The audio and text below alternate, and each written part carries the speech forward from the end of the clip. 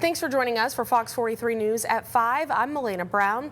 As winter weather moves through south central Pennsylvania, PennDOT crews are preparing for slick roads just as holiday travelers head home. Fox 43's Tyler Poglet shows us what crews and drivers are facing. With the holiday travel period winding down, drivers are returning to the roads across south central Pennsylvania as winter weather brings the risk of slick and unpredictable conditions. PennDOT crews say they're working to stay ahead of the storm. So we did do pre-treating this morning and a little bit the other day, Christmas Eve, but really it's all hands on deck right now. Salt trucks and plows are concentrating on interstates and other high traffic routes, but PennDOT officials say unsafe driving can slow down those efforts.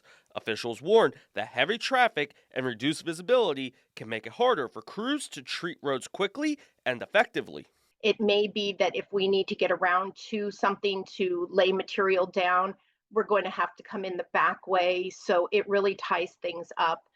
The best advice that we have is just stay home. For drivers heading home from the holidays, the message appears to be resonating. Many say they're adjusting their habits to stay safe.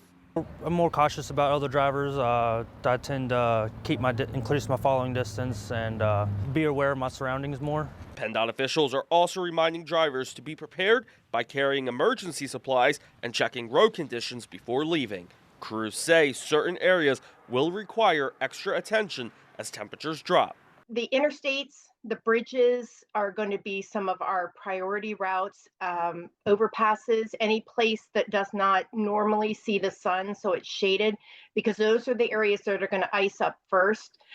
But really, I mean, everything is a priority at this point. More than 300 trucks will be deployed across the region through the evening, and drivers are encouraged to monitor conditions and adjust travel plans as the weather changes. Tyler Poglich, Fox 43 News.